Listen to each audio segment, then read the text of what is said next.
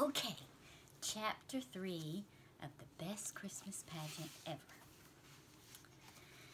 Mrs. Armstrong, who was still trying to run things from her hospital bed, said that the same people always got the main parts. But it's important to give everybody a chance, she told Mother over the telephone. Let me tell you what I do.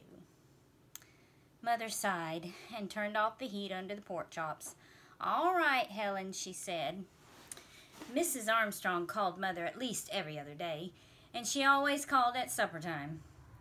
Don't let me interrupt your supper, she always said, and then went right ahead and did it anyway, while my father paced up and down the hall saying things under his breath about Mrs. Armstrong.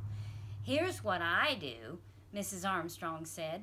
I get them all together and tell them about the rehearsals, and that they must be on time and pay attention.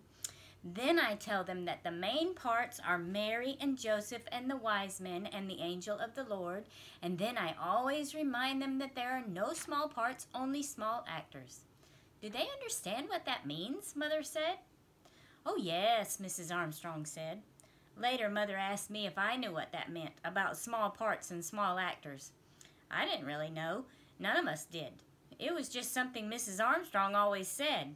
I guess it means that the short kids have to be in the front row of the angel choir, or else nobody else can see them. I thought so, Mother said. It doesn't mean that at all. It means that every single person in the pageant is just as important as every other person. That the littlest baby angel is just as important as Mary. Go tell that to Alice Wendlekin, I said, and Mother said for me not to be so fresh. She didn't get very mad, though, because she knew I was right. You could have a Christmas pageant without any baby angels, but you couldn't have one without a Mary. Mrs. Armstrong knew it, too. I always start with Mary, she told Mother over the telephone. I tell them that we must choose our Mary carefully, because Mary was the mother of Jesus. I know that, Mother said, wanting to get off the telephone and cook the pork chops. Yes, I tell them that our Mary should be a cheerful, happy little girl who is unselfish and kind to others. Then I tell them about Joseph, that he was God's choice to be Jesus' father, and our Joseph ought to be a little boy. She went on and got as far as the second wise man, when Mother said, Helen, I have to go now. There's somebody at the door.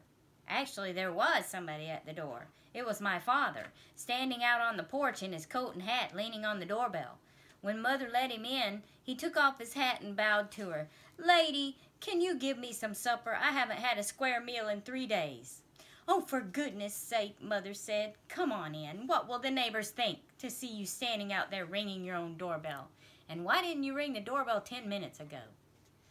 Mrs. Armstrong called Mother 2 more times that week to tell her that people could hem up costumes but couldn't cut them, and to tell her not to let the angel choir wear lipstick, and by Sunday, Mother was already sick of the whole thing.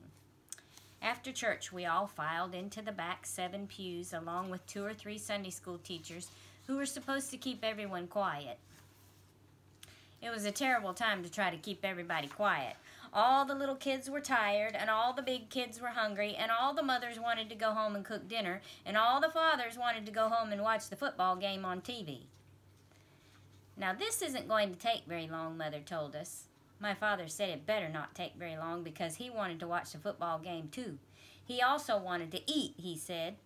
He hadn't had a decent meal all week. First, I'm going to tell you about the rehearsals, Mother said. We'll have our rehearsals on Wednesdays at 6:30.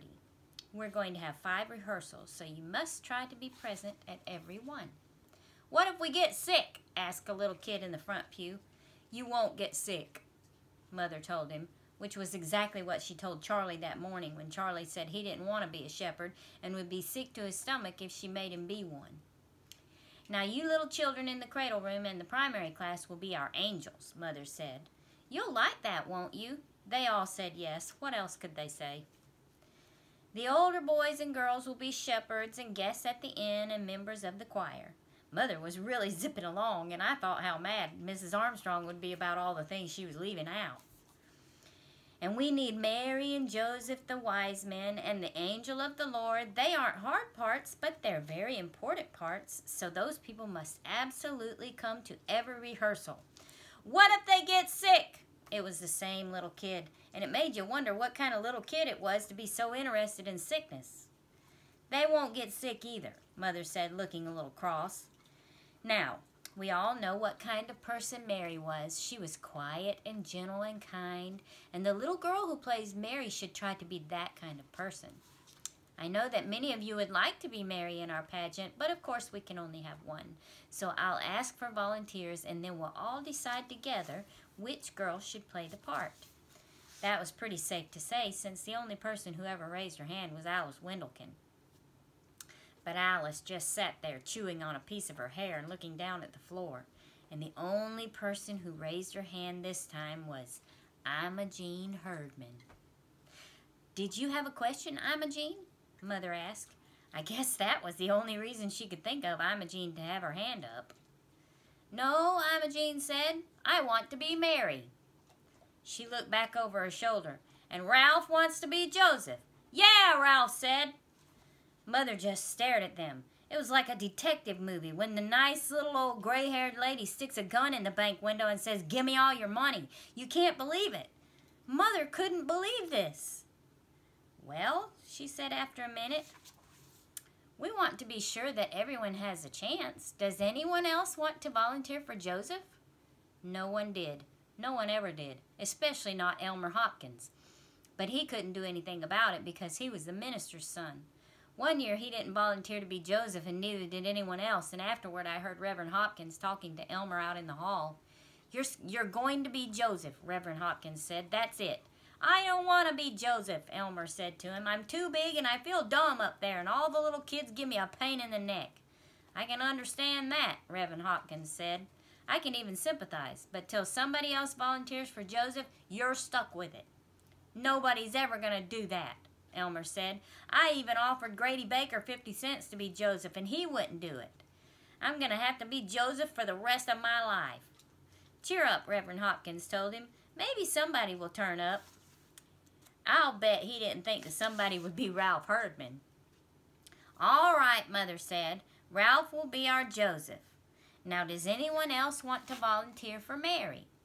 Mother looked around trying to catch somebody's eye. Anybody's eye. Janet? Roberta?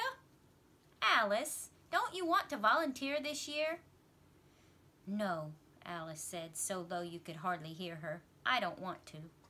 Nobody volunteered to be wise men either, except Leroy Claude and Ollie Herdman. So there was my mother stuck with a Christmas pageant full of Herdmans in the main roles. There was only one Herdman left over and only one main role left over. And you didn't have to be very smart to figure out that Gladys was going to be the angel of the Lord. What do I have to do? Gladys wanted to know. The angel of the Lord was the one who brought the good news to the shepherds, Mother said. Right, all the shepherds began to wiggle around in their seats, figuring that any good news Gladys brought to them would come with a smack in the teeth. Charlie's friend Hobie Carmichael raised his hand and said, I can't be a shepherd. We're going to Philadelphia. Why didn't you say that before? Mother asked. I forgot. Another kid said, my mother doesn't want me to be a shepherd. Why not? Mother said. I don't know. She just said don't be a shepherd. One kid was honest. Gladys Herdman hits too hard, he said. Why, Gladys isn't going to hit anybody, Mother said. What an idea. The angel just visits the shepherds in the fields and tells them Jesus is born. And hits them, the kid said. Of course, he was right. You could just picture Gladys whamming shepherds left and right. But Mother said that was perfectly ridiculous.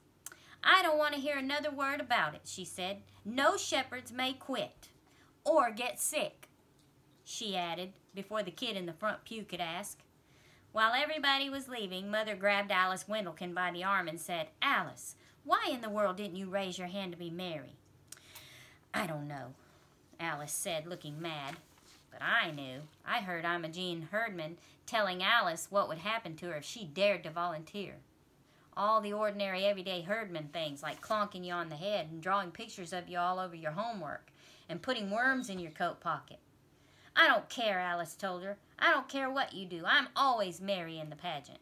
And next spring, Imogene went on, squinching up her eyes. "When the pussy willows come out, I'll stick a pussy willow so far down your ear that nobody can reach it. And it'll sprout there, and it'll grow and grow, and you'll spend the rest of your life with a pussy willow bush growing out your ear." You had to admire her. That was the worst thing any of them had ever thought up to do. Of course, some people might not think that could happen, but it could. Ollie Herdman did it once. He got this terrible earache in school, and when the nurse looked down in his ear with her little lighted tube, she yelled so loud you could hear her all the way down the hall. "He's got something growing down there," she hollered. They had to take Ollie to the hospital and put him under and dig this sprouted pussy willow out of his ear. So that's why Alice kept her mouth shut about being married. "You know she would do all those things she said," I told Alice as we walked home. "Yes, she would," Alice said. "Herdmans will do anything, but your mother should have told them no. Somebody should put Imogene out of the pageant and all the rest of them too. They'll do something terrible and ruin the whole thing." I thought she was probably right, and so did lots of other people. And for 2 or 3 days, all anybody could talk about was the Herdmans being Mary and Joseph and all. Mrs. Homer McCarthy called Mother to say that she'd been thinking and thinking about it, and if the Herdmans wanted to participate in our Christmas celebration, why didn't we let them hand out programs at the door? "We don't have programs for the Christmas pageant," Mother said. "Well, maybe we ought to get some printed and put the Herdmans in charge of that." Alice's mother told the Ladies' Aid that it was sacrilege to let Imogene Herdman be Mary. Somebody we never heard of called up Mother on the telephone and told her name was Hazelbeck, and she lived on Sproul Hill, and that if it was true that Imogene Herdman was going to be Mary, the mother of Jesus, in a church play. "Yes," Mother said, Imogene is going to be Mary in our Christmas pageant." "And the rest of them too?" the lady asked. "Yes, Ralph is going to be Joseph, and the others are the wise men and the angel of the Lord." "You must be crazy," Mrs. Hazelback told Mother. "I live next door to that outfit, with their yelling and screaming and their insane cat and their garage door going up and down all day long. And let me tell you, you're in for a rowdy time." Some people said it wasn't fair for a whole family who didn't even go to our church to barge in and take over the pageant. My father said somebody better lock up the Women's Society silver service. My mother just said she would rather be in the hospital with Mrs. Armstrong. But then the flower committee took a potted geranium to Mrs. Armstrong and told her what was going on, and she nearly fell out of bed, traction bars and all.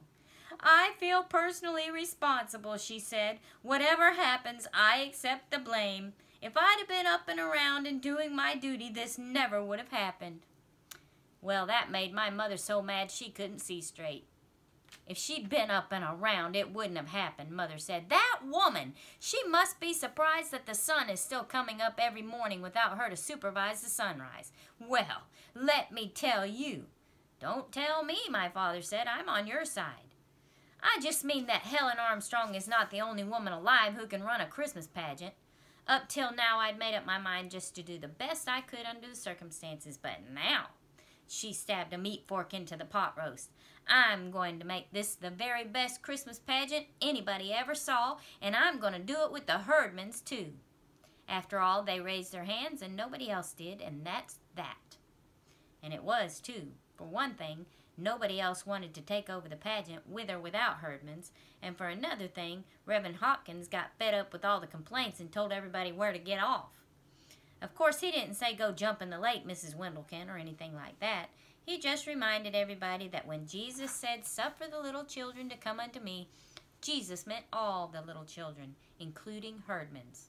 So that shut everybody up, even Alice's mother, and the next Wednesday we started rehearsals. Chapter 4, tomorrow.